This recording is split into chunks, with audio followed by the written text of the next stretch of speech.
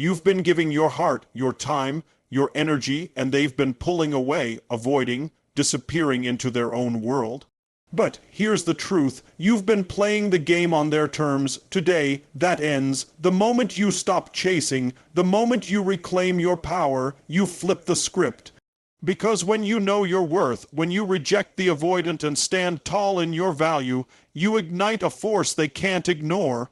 And suddenly, the one who ran will be the one running back, begging for a love they once took for granted.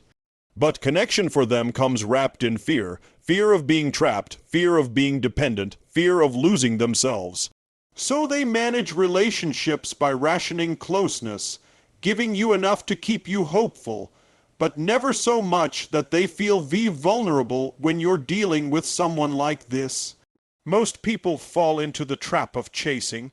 The more they pull away, the more you lean in, thinking that persistence will prove your love and change their behavior. Here's the truth. When you chase an avoidant, you are feeding the exact mechanism that keeps them distant. You're confirming their belief that they hold the power, you need them more than they need you, and as long as they believe that they will never meet you in the middle.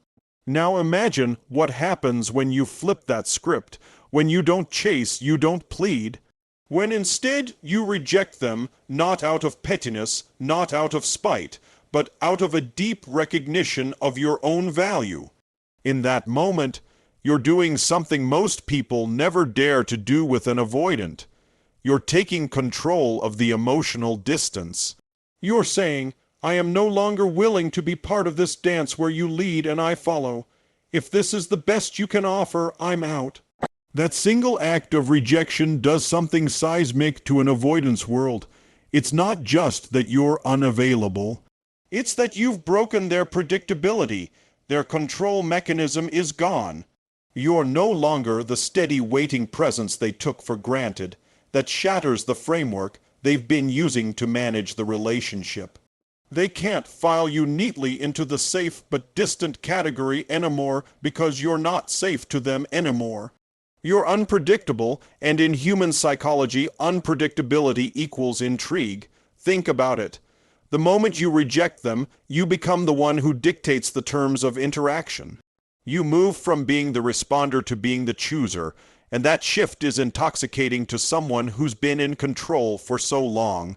They may not show it immediately, they may try to mask it with indifference or even arrogance, but inside the seed has been planted.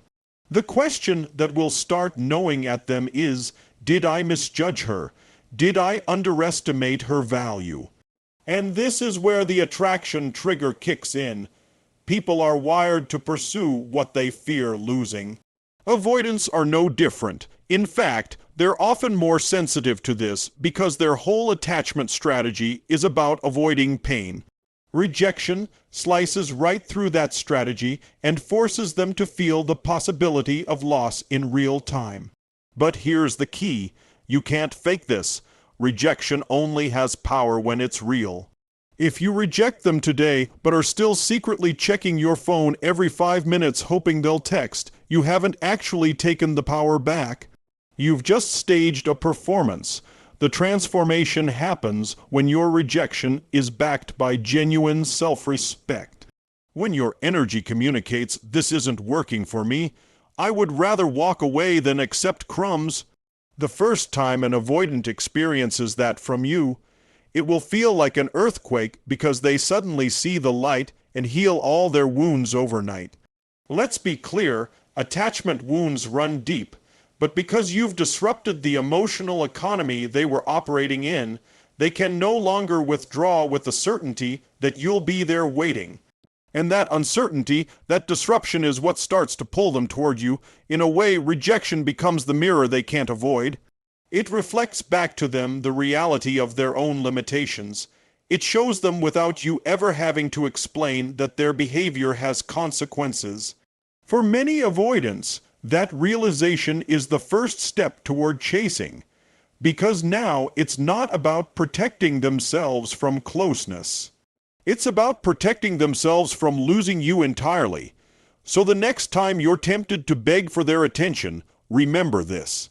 the greatest act of love for yourself, and ironically, the most magnetic act toward them may be to reject them.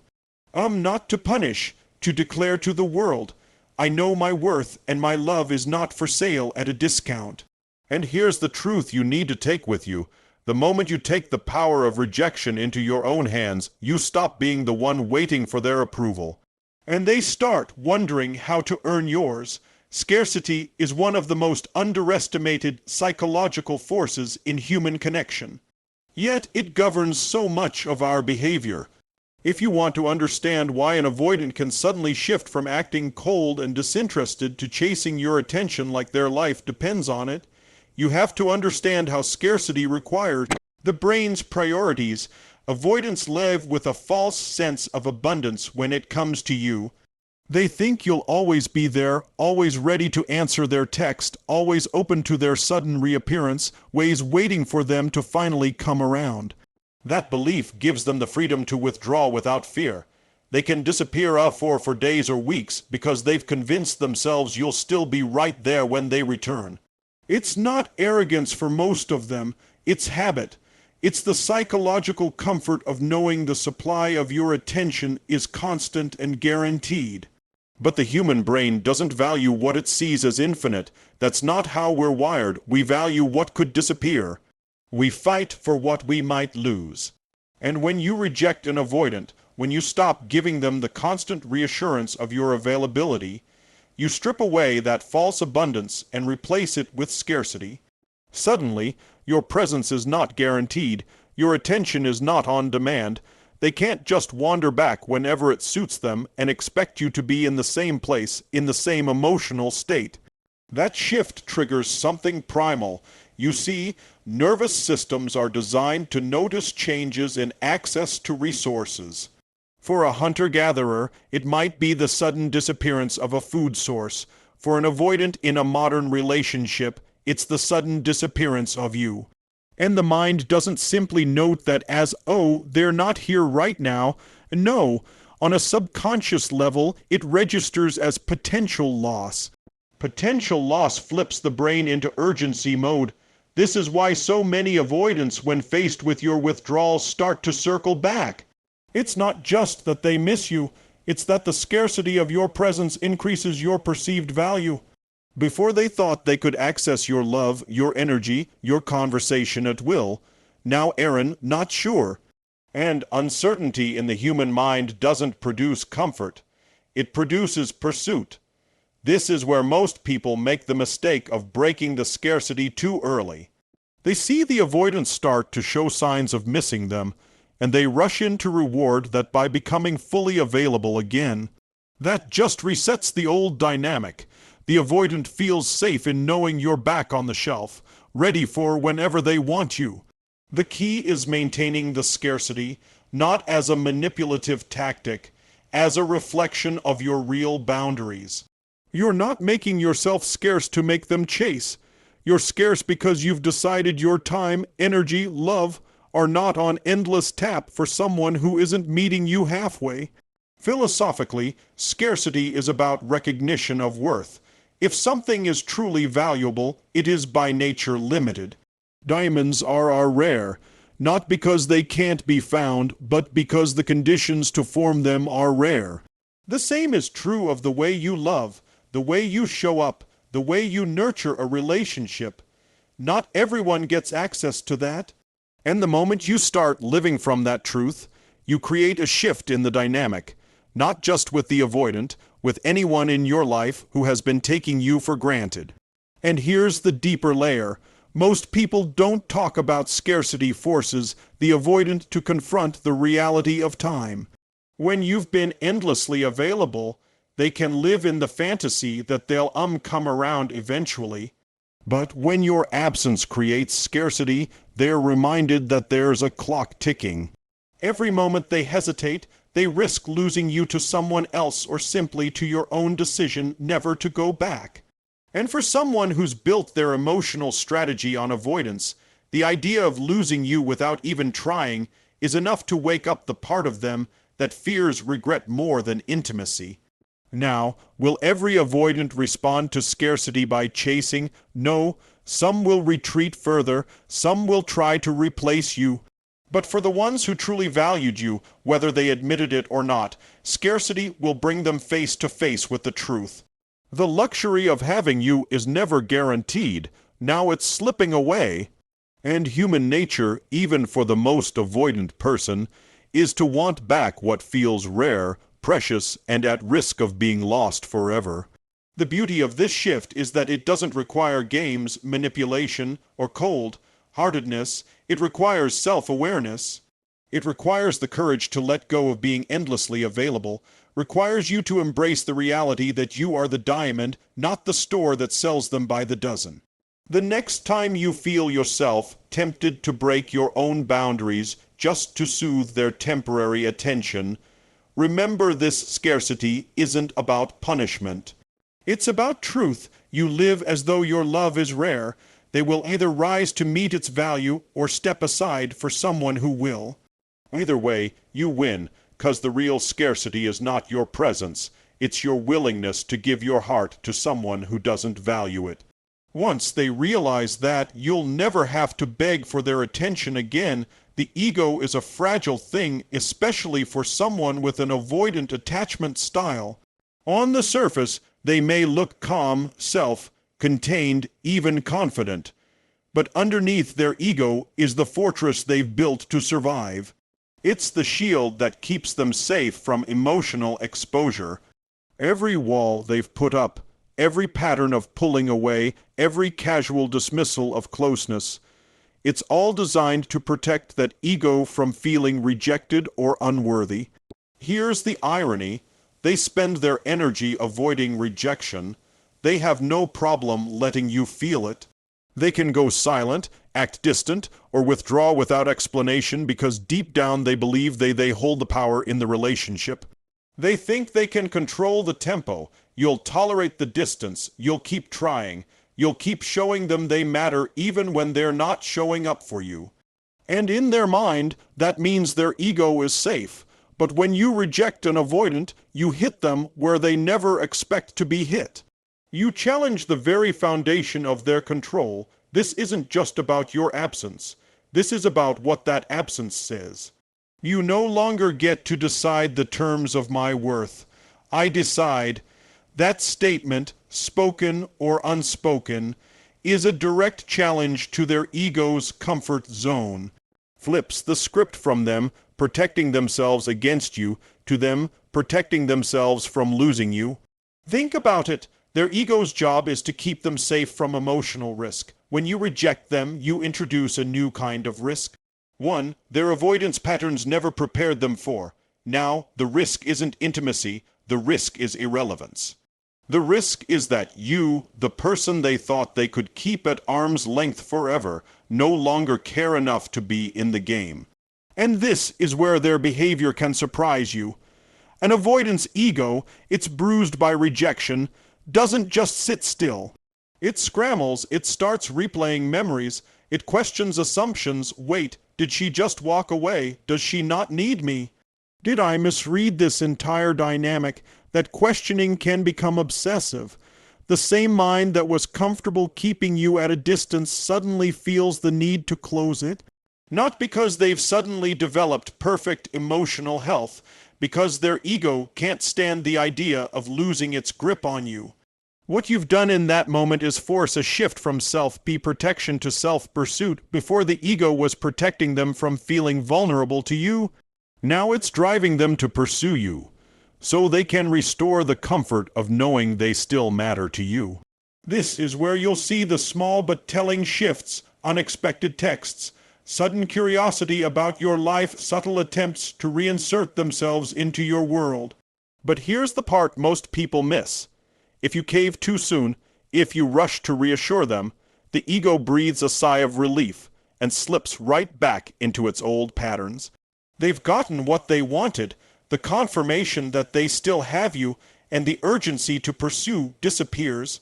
That's why you must hold your position. Your rejection can't be a one-time event. It has to be a standard, not a game, not a punishment. A standard that says, if you can't meet me where I am, I will not meet you where you are. Philosophically, this is about reclaiming authorship over your own worth. For too long in that dynamic, you've been letting their patterns define your value. Every unanswered text, every cold withdrawal, every breadcrumb of affection, you've been reading those as indicators of where you stand. But when you reject them, you've stopped using their behavior as a mirror for your worth. You start using your own boundaries as the measure. That's when the ego shift happens, because now they're the ones having to prove themselves to you. I want you to understand something critical. This isn't just about making them chase. If your only goal is to spark pursuit, you're still playing in the ego's arena. This is about flipping the dynamic so completely that you never again depend on their validation to feel secure. When you do that, any pursuit that follows isn't the victory, it's just the side effect. The real win is that you've dismantled the illusion that they were the one holding all the cards. When the avoidance ego finally realizes it no longer controls you, it faces a choice: adapt or lose. In many cases, the fear of losing you is the first crack in their armor. It doesn't heal them overnight. It forces them into unfamiliar territory, territory where they have to lean in instead of lean away, where they have to acknowledge your value instead of quietly assuming it will always be there. So remember this: rejecting an avoidant is not about being cruel. It's about sending a message to their ego that your love is not an entitlement. It's a privilege. And the moment they truly grasp that you'll never have to beg for the seat at their table again, because they'll be trying to earn one at yours. Avoidants thrive on a predictable rhythm in relationships, a rhythm they control. They've learned over a lifetime that if they pull away, the other person will move toward them. It's a subconscious strategy. Create distance, and the partner's instinct to close the gap will kick in. That reaction gives them two things: prove that you care, and the reassurance that they still hold the power to decide how close or far the relationship goes. What happens when you stop playing your part? What happens when instead of leaning in to chase them, you pull back even further? That's when you see the gears in their mind grind to a halt. You've broken the pattern. They've built their emotional safety around, and once that pattern is broken, everything changes. You have to understand, avoidants are not used to losing control of the dance. Their world, the push-pull dynamic, is one-sided. They push, you pull; they withdraw, you pursue. The moment you reverse that by refusing to close the gap they've created, you trigger a kind of cognitive dissonance. They can't reconcile what's happening. Their internal script says, if I distance myself, they'll try harder. But now that script is failing. When a strategy that's worked for years stops working, the human brain does something fascinating. It scrambles for a new one. This is where the chase begins. They've been conditioned to believe that your attention is inevitable. When you stop giving it, they don't just notice, they feel it. Because they're used to being the one who decides when contact happens. The fact that you're the one creating the silence forces them to make a choice: double down on the distance and risk losing you entirely, or break their own pattern and move toward you. Psychologically, this is reverse psychology in its purest form, not because you're manipulating them, but because you're breaking the expectation that fuels their avoidance. Human beings are drawn to closed loops. Something is left unresolved. The brain fixates on it. By pulling back instead of chasing, you're leaving a loop open in their mind. Why didn't they try to reach me? Aren't they fighting for this? Did I misjudge how much they cared? Those questions create discomfort, and discomfort is a powerful motivator. Now, some will try to mask that discomfort at first. Act unaffected. They'll tell themselves they're fine. They might even distract themselves with other people or hobbies, but under the surface, the lack of your pursuit starts to gnaw at them. Day you don't show up to close the gap is another day their confidence in the dynamic erodes. And once that confidence starts to crumble, pursuit becomes almost inevitable. Here's the catch: this only works if your pullback is genuine. If you're secretly waiting by the phone, posting things online just to get their attention, or playing hot and cold games, they'll sense it. Avoidants are masters of detecting emotional inconsistency. For the reversal to work, you have to truly mean it. Your energy has to shift from, I hope they notice I'm gone, to, I've chosen to step away, and I'm at peace with that choice. When you embody that energy, you're no longer operating in their framework. You're operating in your own.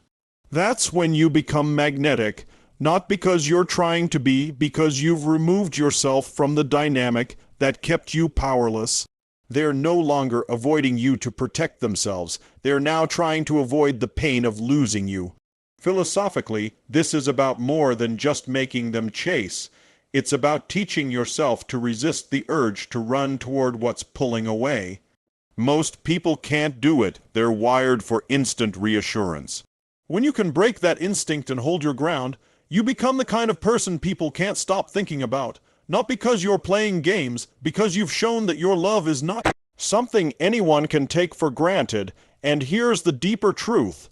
When you stop chasing, you create space.